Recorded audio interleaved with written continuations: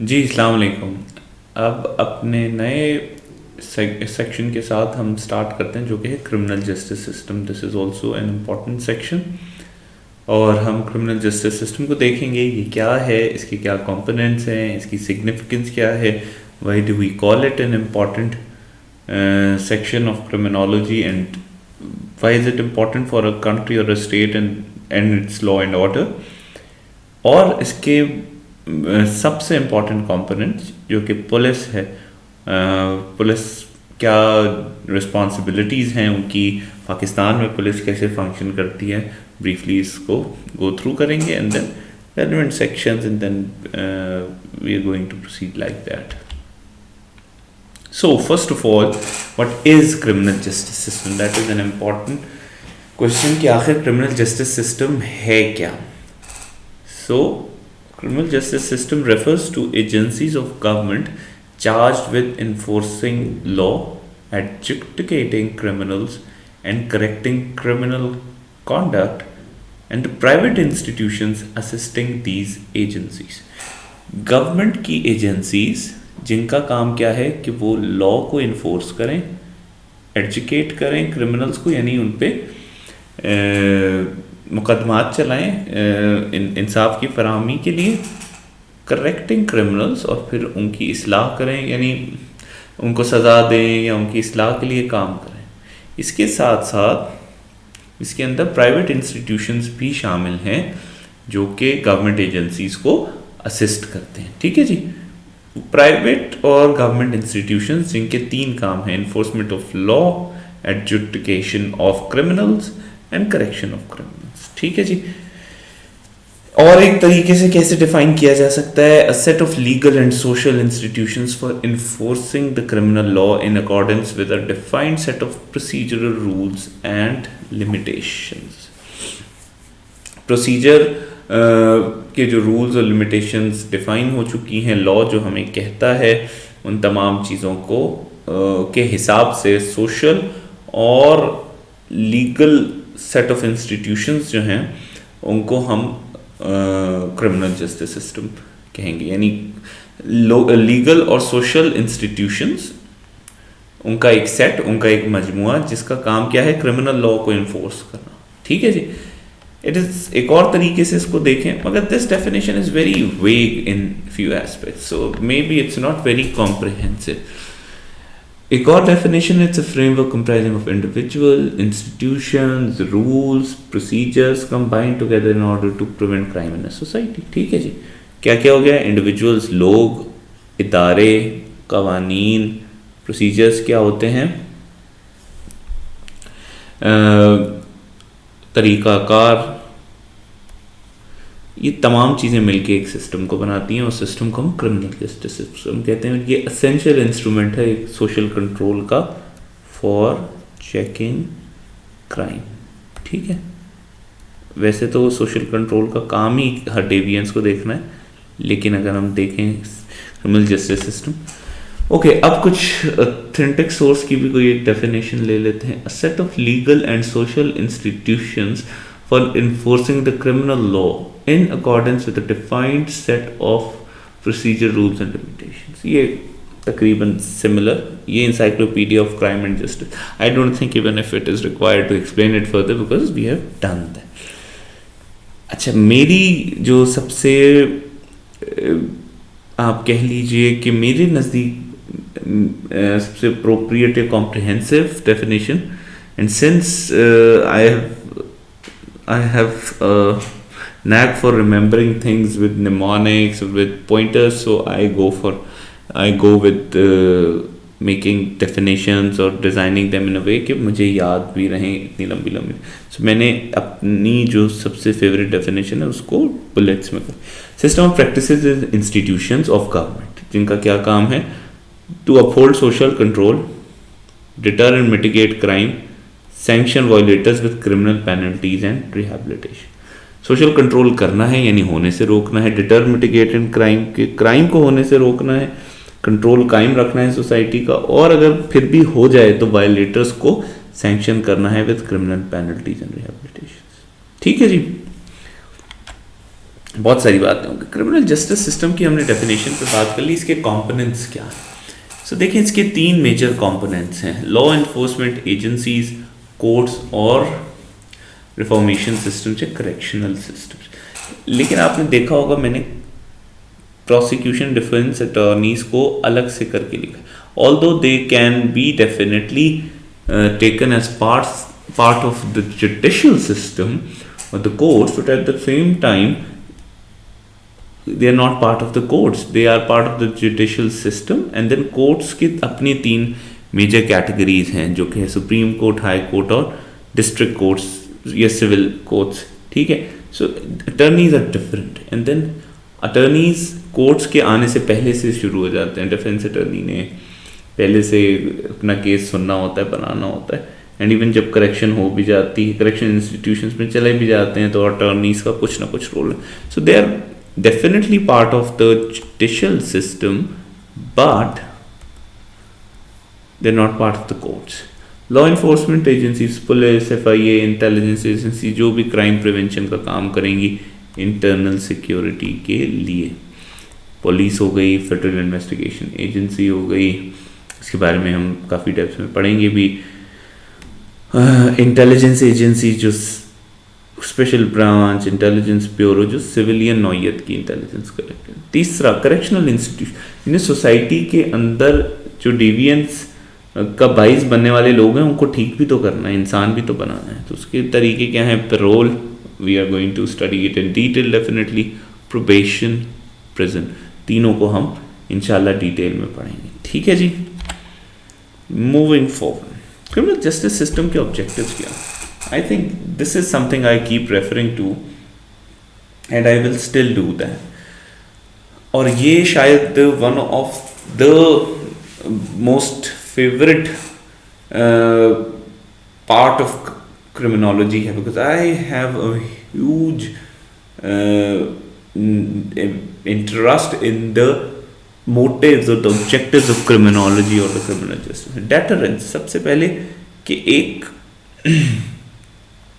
एक हद बरकरार रखनी है, डेटर करके रखना है, to prevent the occurrence of crime, कि एक डेटरेंस रहे, क्रिमिनल क्राइम को कमिट करने के लिए आमादा ही ना हो, उसके दिल में एक डर, एक झिझक बैठी रहे। रिहैबिलिटेशन, क्राइम कमिट कर दिया लेकिन उसको ठीक कर, क्राइम को जिन वजूहात की बिना पे उसने कमिट किया है उन वजूहात को ख़त्म किया जाए और उसके हालात को ठीक किया जाए, उसे बेहतर किया जाए। मुजरिम से नफ़रत नहीं, जुर्म से नफ़रत, ये हमारे यहाँ पुलिस में भी एक नारा बड़ा पॉपुलर रहा है।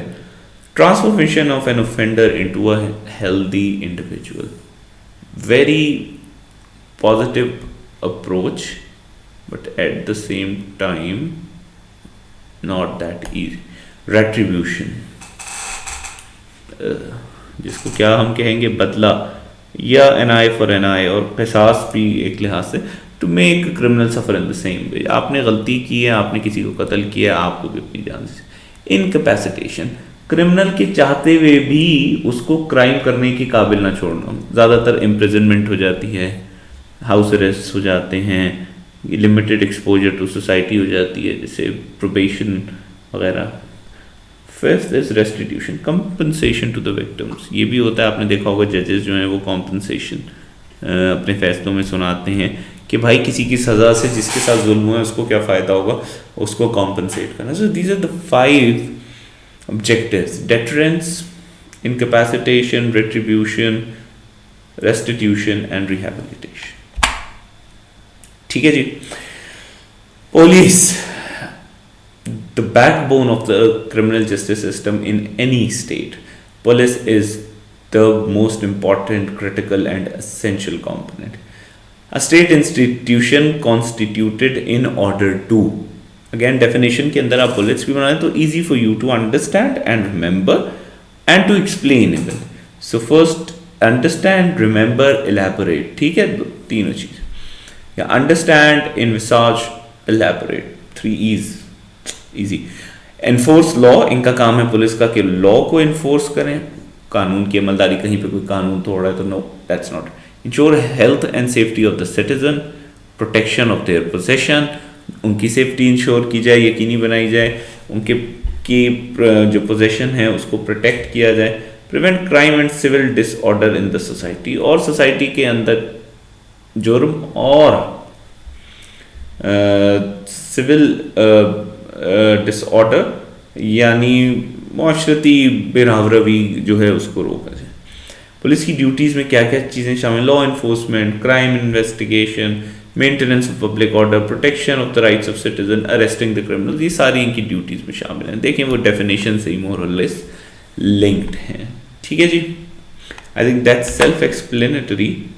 मूविंग फॉरवर्ड, पाकिस्तान में पुलिस कैसे चलती है जी? पाकिस्तान में पुलिस ऑर्डर 2002 के तहत चलती, मगर ये एक आउटडेटेड कंटेंशन होती। 2002 से पहले मैं कहता तब भी ये बात गलत होती, और 2010 के बाद भी कहूँ तो तब भी गलत हो। उसकी वजह ये है कि पुलिस अब एक प्रोविंशियल सब्जेक्ट बन चुका है लॉ एंड ऑर्डर, क्योंकि law and order provincial subject है तो पुलिस भी अब एक प्रोविंशियल सब्जेक्ट हो गया है all together.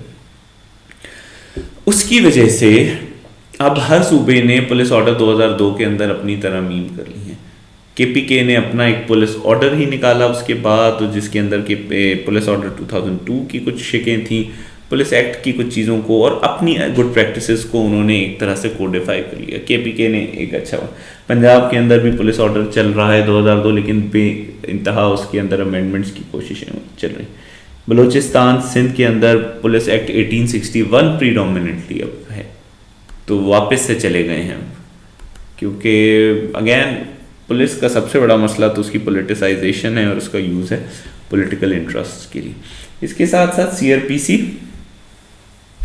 1898 criminal procedure code या कोड ऑफ क्रिमिनल प्रोसीजर, ये कोड है जो गाइडलाइंस प्रोवाइड करता है, कंपल्सरी गाइडलाइंस किसी क्रिमिनल केस को डील करने की, ठीक है, to deal with any criminal. केजी कोड ऑफ क्रिमिनल प्रोसीजर क्या कहता है कि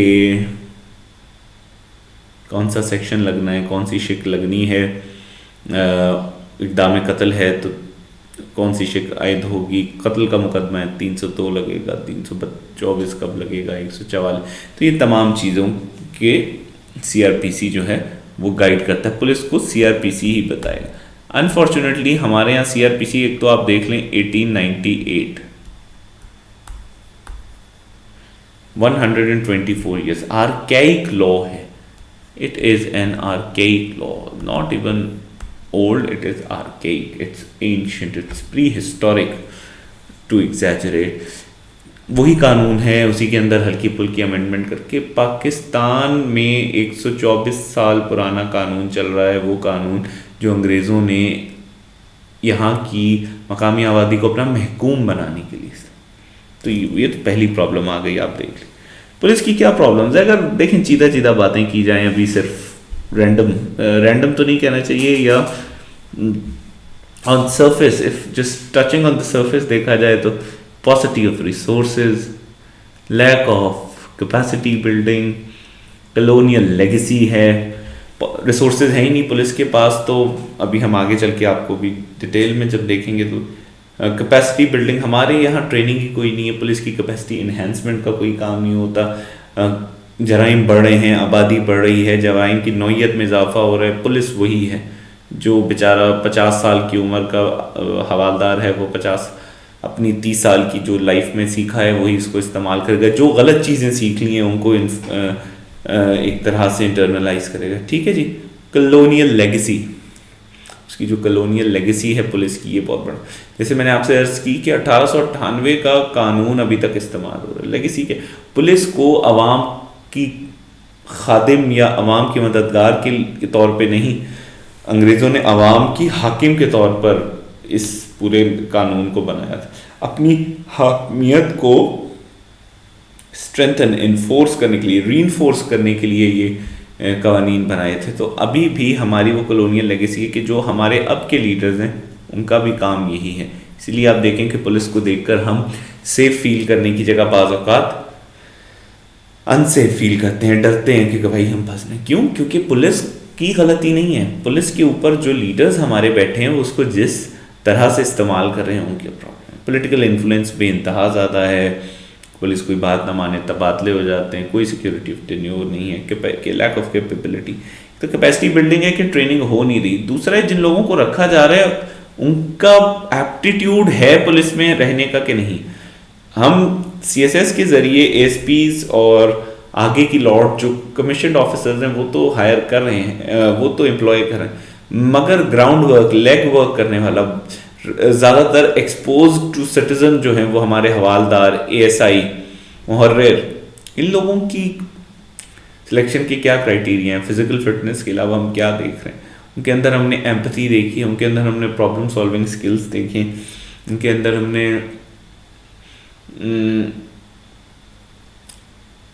कम्युनिकेशन स्किल्स देखे हैं, उनके अंदर हमने सेंसिटिविटी टू जेंडर इश्यूज देखा है कि नहीं। Understaffing and work life imbalance, police is severely अंडरस्टाफ।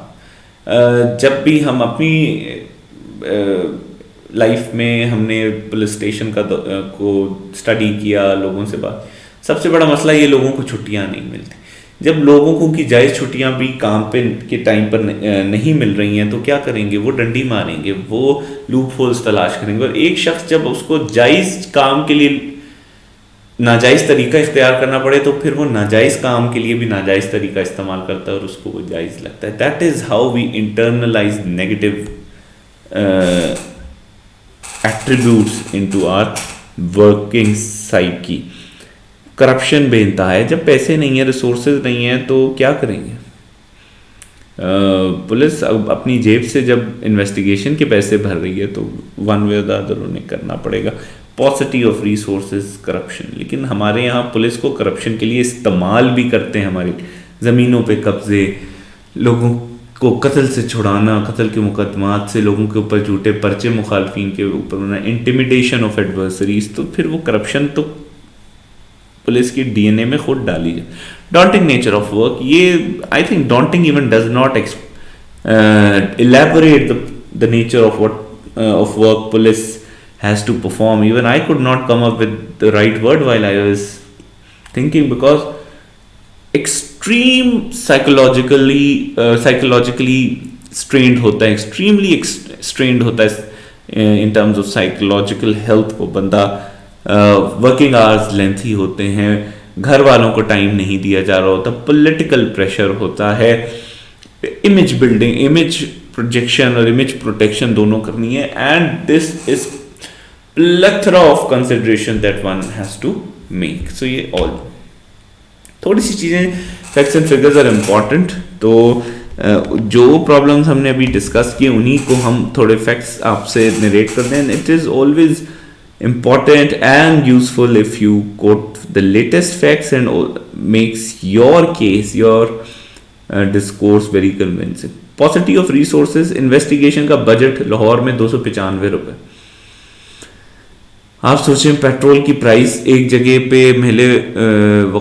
एक वकूए की जगह पे जाने में ही 300 रुपये से ज़्यादा लग जाएं। क्या पुलिस इन्वेस्टिगेशन करेगी? क्या वहाँ जाके एविडेंस कलेक्ट करेगी, जमा करेगी? इवेंचुअली वो कहते हैं नहीं हमें नहीं पता, आप इसे करें। तो वो कैसे करते हैं? वो आवाम से करते हैं।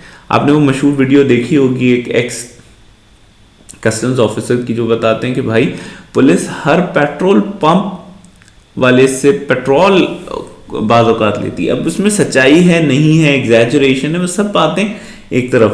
पुलिस को क्या बजट मिलता है अपने थाने को चलाने का? Ample that's just a question. Islamabad में 328 रुपये, सियालकोट में 166 रुपये।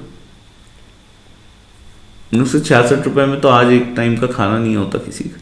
Acute shortage of man power, world standard है, UN कहता है हर 222 लोगों पर एक पुलिस वाला होना चाहिए। पाकिस्तान में उससे डबल है हमारा जो, या उससे हाफ है, सॉरी कहना चाहिए। और अगर प्रोटोकॉल पे जो हमने अपनी 1/3 फोर्स लगा दी है तो अगर उसको हम हटा दें तो हर 720 लोगों पर एक पुलिस वाला, यानी 6 times less number of policeman, 6 times। और ये पैसे बचा के it's costing us in terms of our law and order. Interference होती है रिक्रूटमेंट में, ट्रांसफर में, प्रमोशंस में, ये सारी चीज़। Lack of effective training and education I think can not be over emphasized. Colonial legacy की बात, 80 साल पुराना सिस्टम आया, उसका काम था कॉलोनियल गवर्नमेंट्स के इंटरेस्ट को प्रोटेक्ट। 74 साल और गुजर गए, हम वैसे के वैसे ही। करप्शन बे इंतहा है, आपको कॉजेज भी हमने पहले बता दी। थाना कल्चर, फॉल्स एफआईआर, इंटिमिडेशन के लिए आपकी दुश्मनी है, किसी के ऊपर एफआईआर कर दी ताकि वो पर्चा काटे, पुलिस को पैसे खिलाए, और उसके बाद पुलिस पैसे भी खाती है, बंदे को अरेस्ट भी करती है, 6-8 महीने तो उसको हवाला। और बाज़ औक़ात तो पर्चा फैसला होते होते होते होते हमारी लोअर कोर्ट्स में बंदा मर जाता।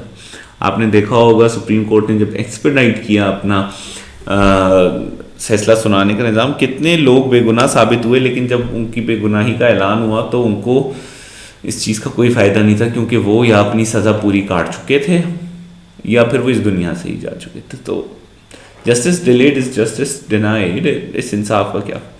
कैपेबिलिटी क्राइसिस है, ह्यूमन रिसोर्स डेवलपमेंट का कोई मैकेनिज्म नहीं है, कोई आदमी काबिल है तो उसको इंसेंटिवाइज करने का भी।